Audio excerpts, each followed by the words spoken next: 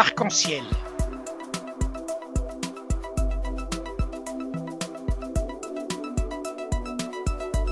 Avec Abdelatif. L'info libre et crédible.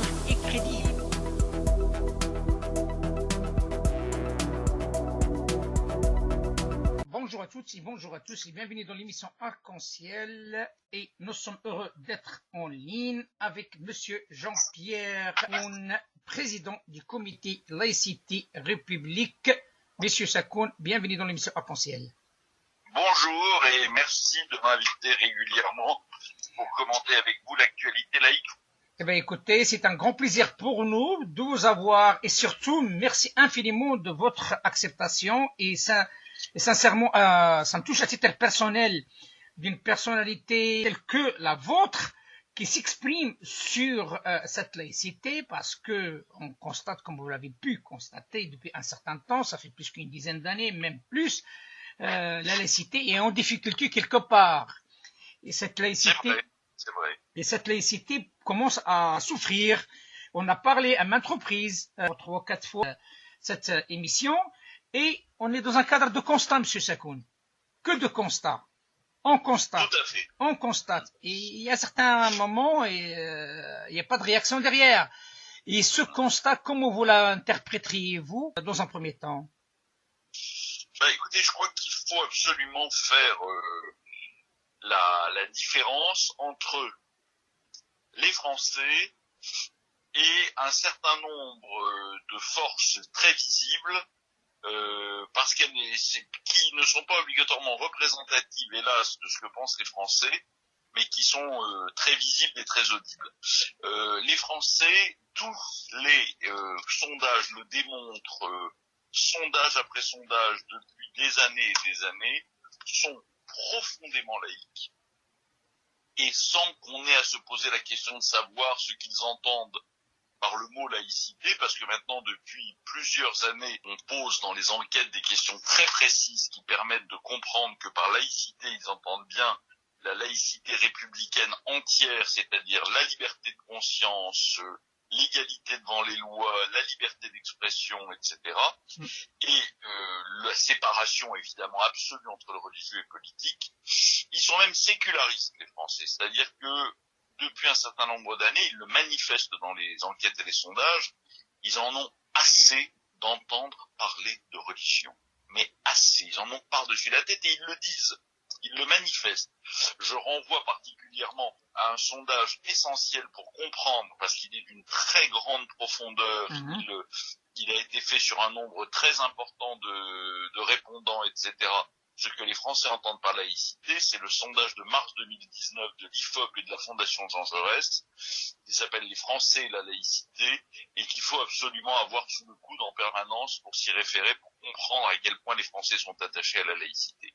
À côté de ça, il y a un certain nombre de forces dont on peut globalement répartir entre les médias mainstream, une partie de l'université et hélas, une partie non négligeable du gouvernement qui ne comprennent pas l'attachement des Français à la laïcité, qui l'ont perdu de vue, probablement parce que ce sont des gens qui appartiennent à un monde mondialisé, multiculturaliste, dans lequel la question de la liberté individuelle a dépassé celle de la citoyenneté républicaine, pour les uns, et pour les universitaires, pour des universitaires qui ont sombré dans ce genre de choses.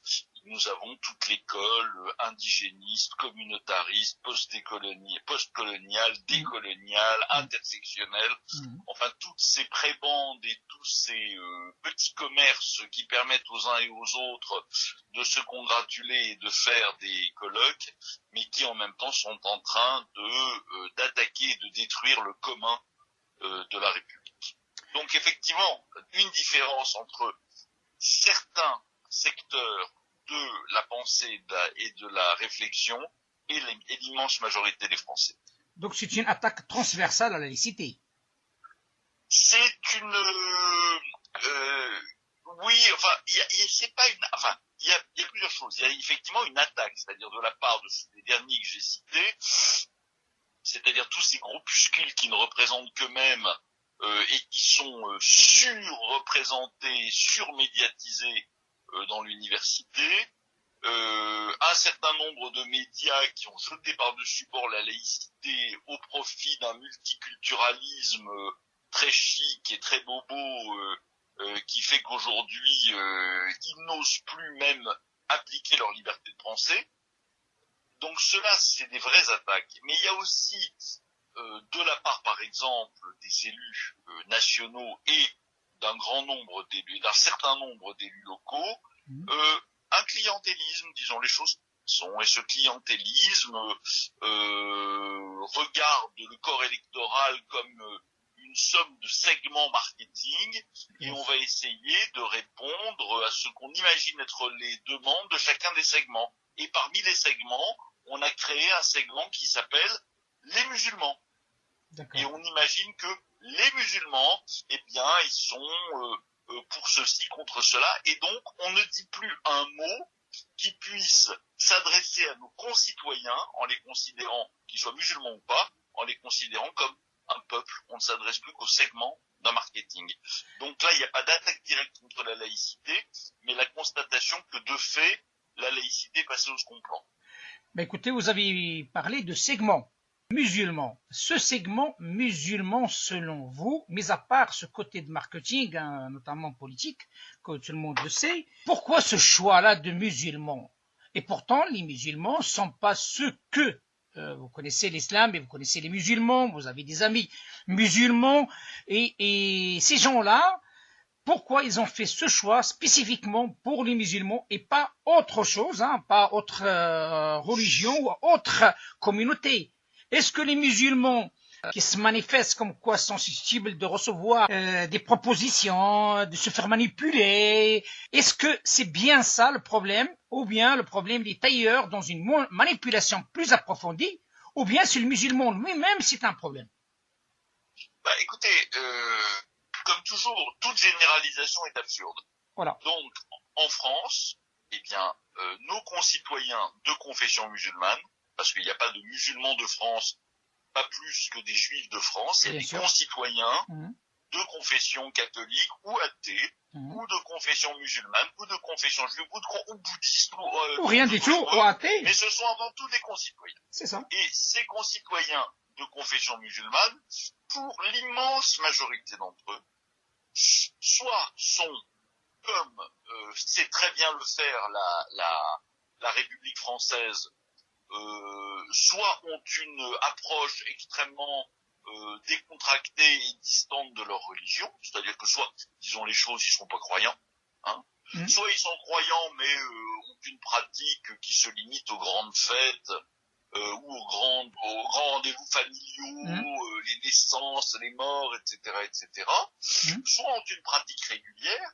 mais cette pratique s'inscrit parfaitement dans la République et dans la laïcité, c'est-à-dire qu'elle est privée, elle est dans les lieux de culte, et elle est discrète, comme la pratique des religions de tous les Français. Et puis vous avez une minorité dont il faut admettre et reconnaître qu'elle est plus importante que les minorités intégristes, catholiques ou juives ou protestantes ou autres, mais vous avez une minorité musulmane qui est intégriste, qui représente un pourcentage minoritaire mais important de la population de confession musulmane, et exige que la République se plie aux lois de l'islam et à une forme plus ou moins radicale et exagérée selon les sectes auxquelles ils appartiennent, de charia.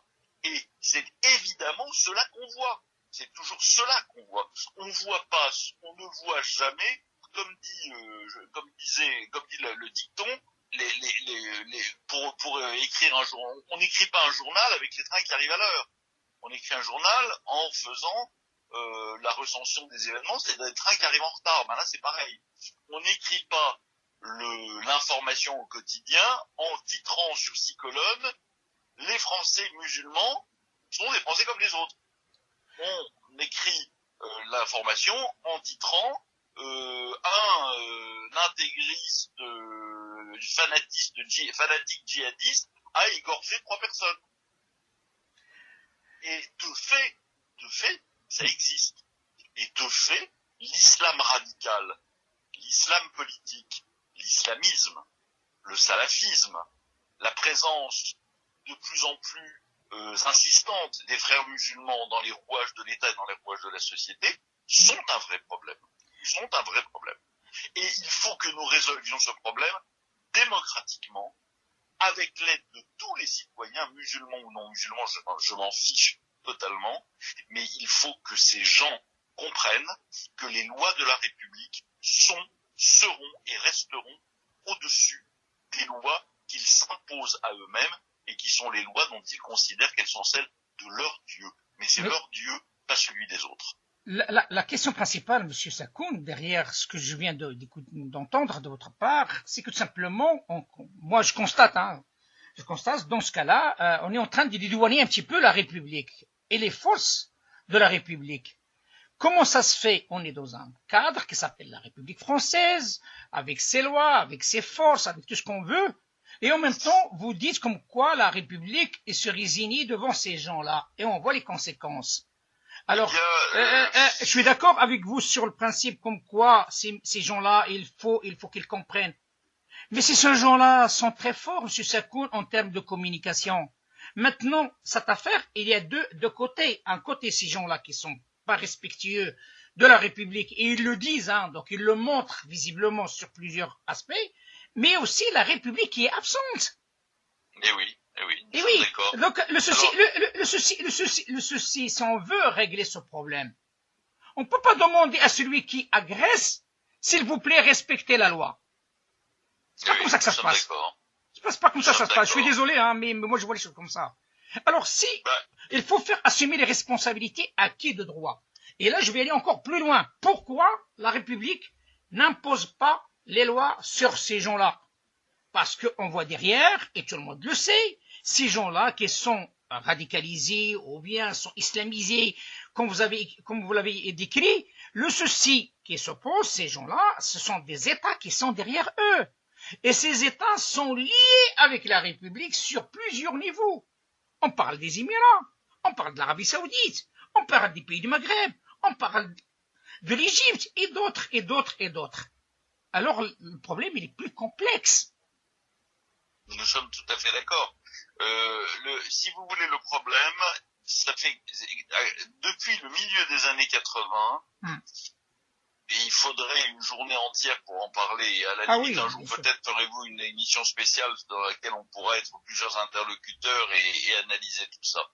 Mais depuis le milieu des années 80, pour des raisons liées aux politiques de l'Union européenne, pour des raisons liées à l'évolution de l'université française vers une vision communautariste liée à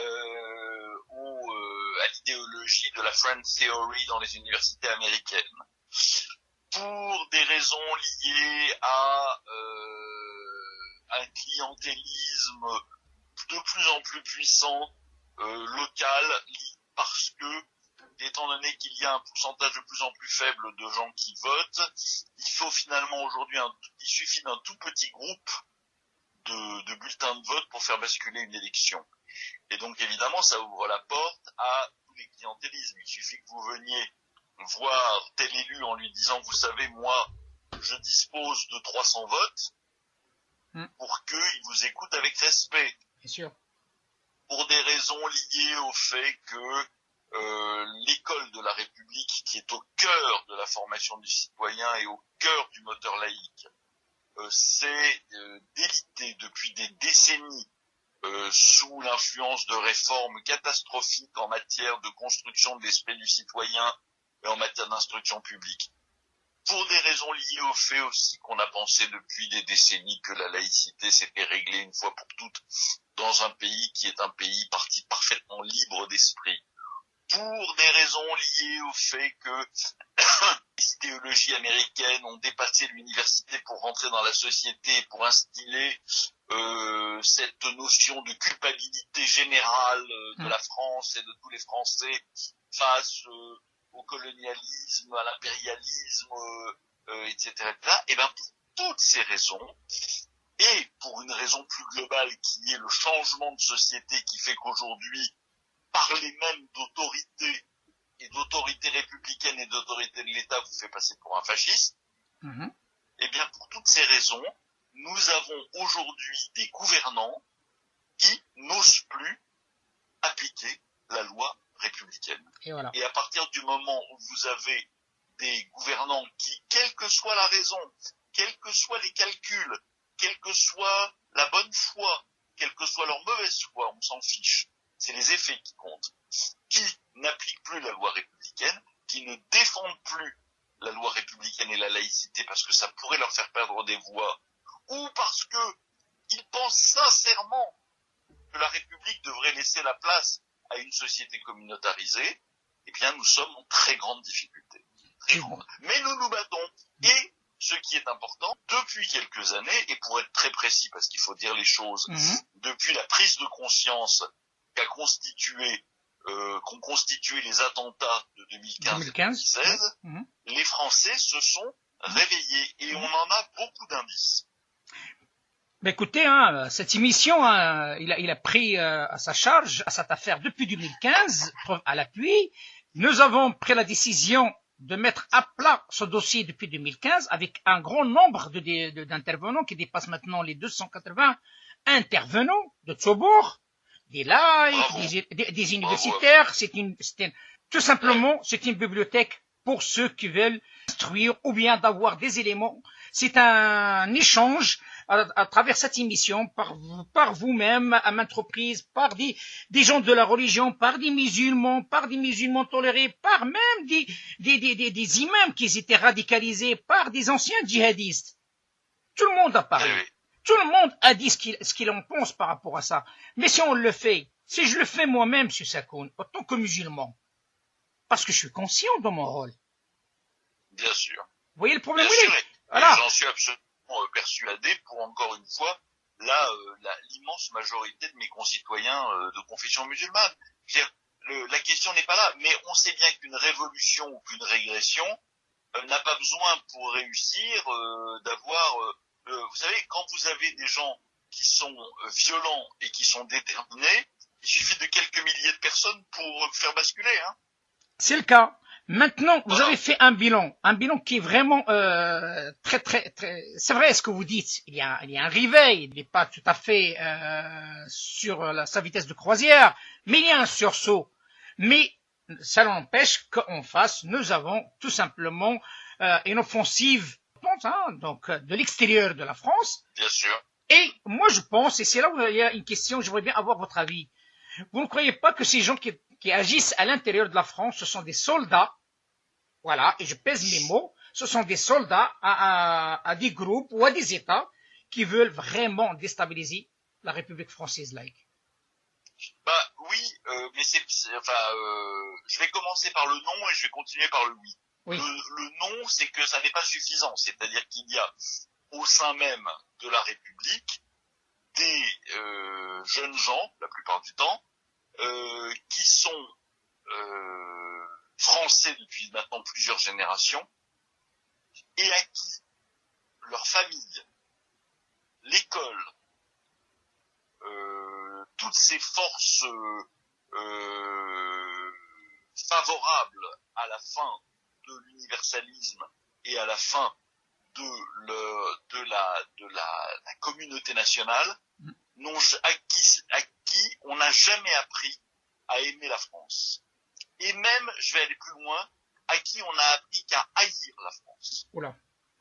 Et ceux-là, ils n'ont pas besoin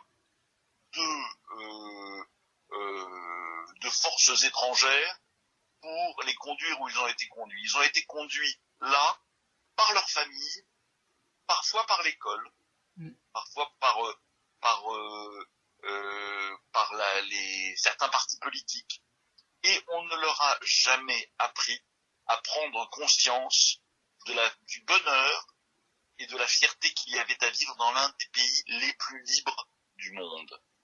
Alors à côté de ça, il y a effectivement, d'une part, ceux qui sont en contact avec eux et qui viennent les travailler pour faire d'eux des ennemis de leur propre pays. Et puis vous avez effectivement ceux qui sont en mission.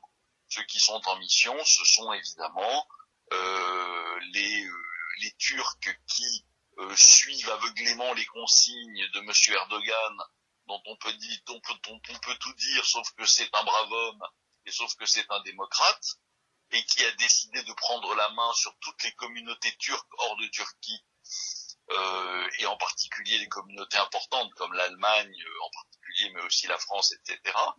Vous avez les islams consulaires algériens et marocains avec des différences entre les deux.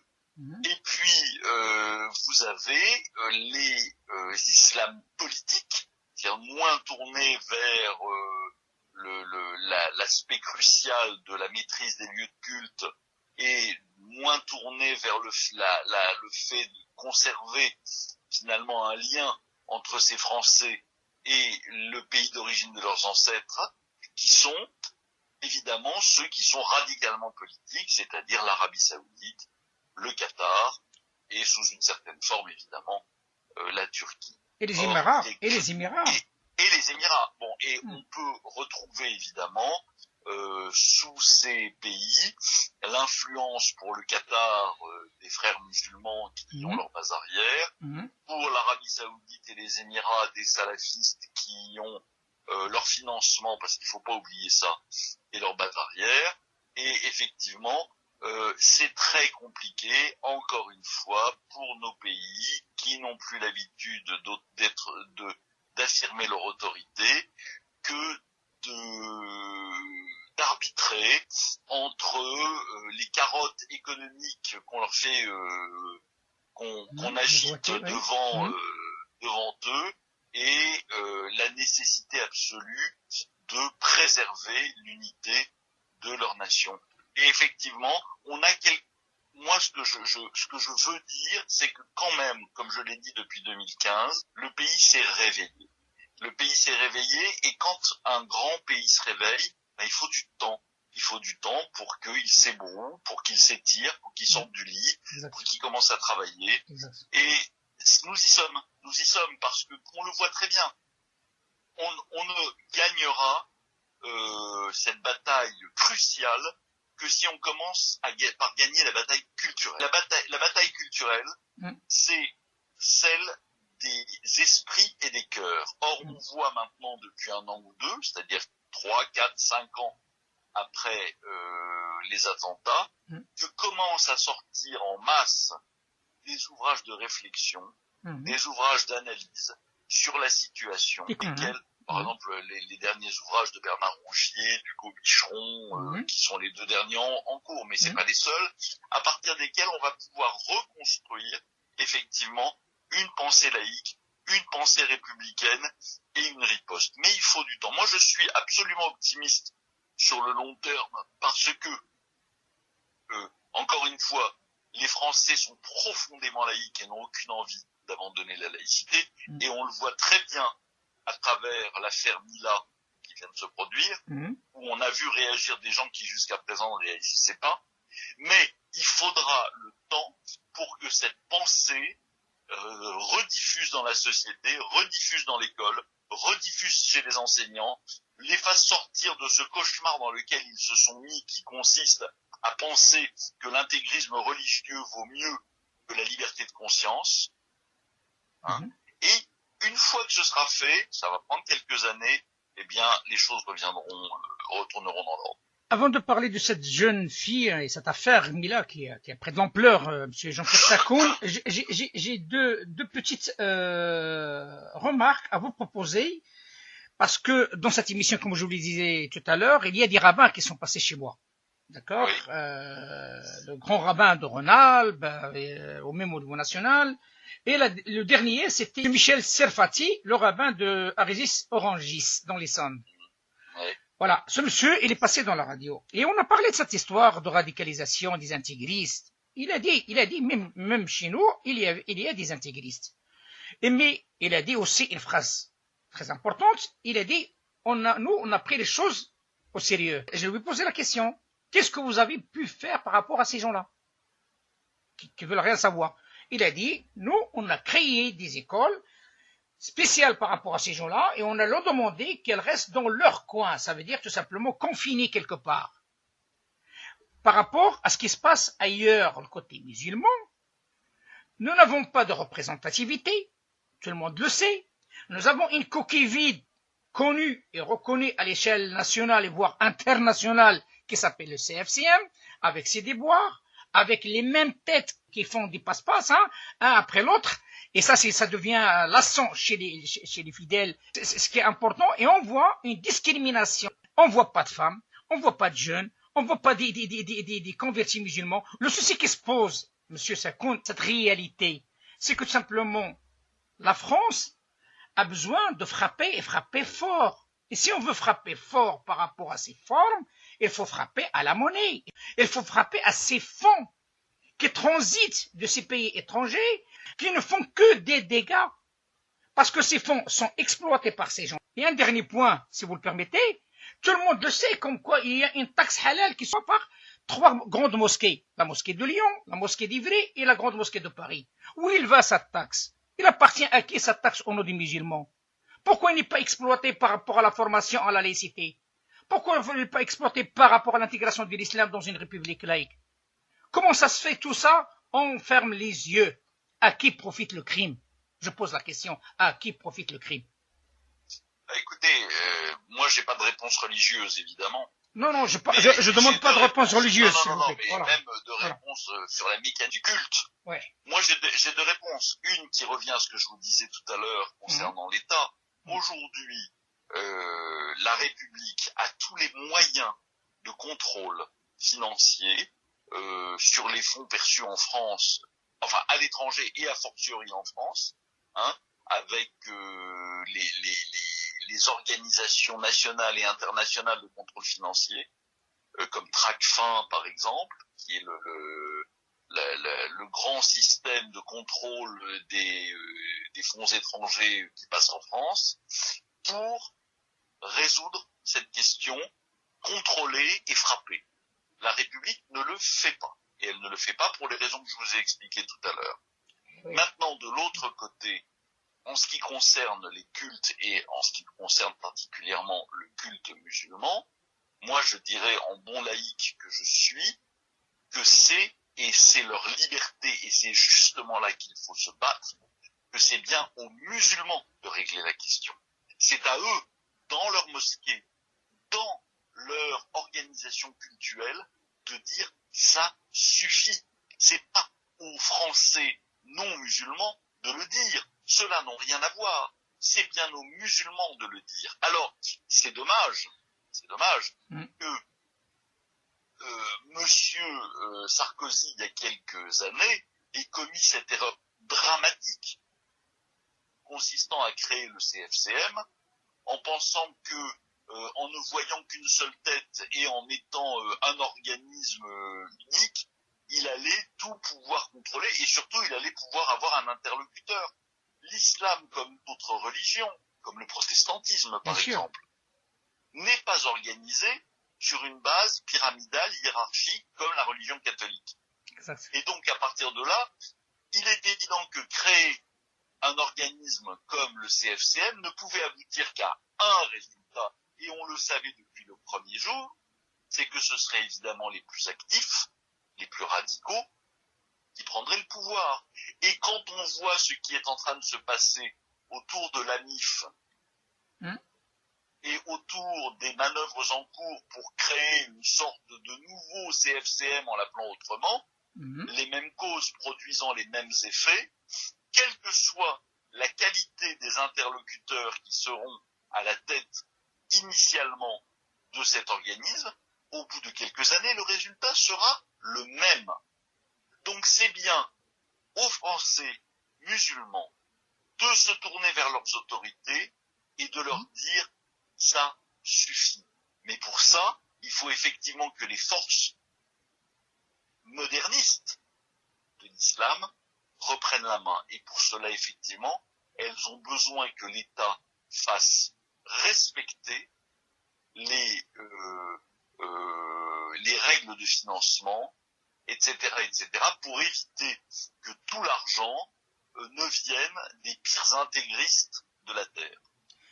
Quand on pense que l'Arabie Saoudite a envoyé, il y a quelques mois, le secrétaire général de la Ligue islamique mondiale à Paris, que cet homme a été reçu en grande pompe par les autres de la Fondation de l'Islam, qu'il a été reçu par les autres cultes, qu'il a inauguré avec des autorités publiques un centre soi-disant culturel à Lyon. Exact. Alors que cet homme a été ministre de la Justice de l'Arabie Saoudite, que lorsqu'il était ministre de la Justice, il a fait couper les têtes à plus de 500 personnes, qu'il a mis en prison Raïf Badawi pour 10 ans et 1000 coups de fouet, parce que Raïf Badawi a osé dire qu'il était libre penseur.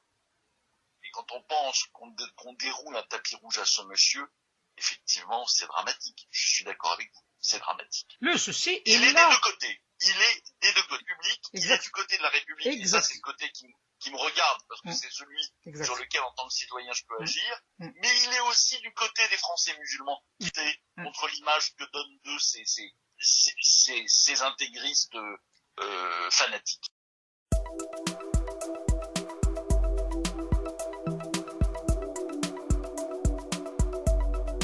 Arc-en-ciel.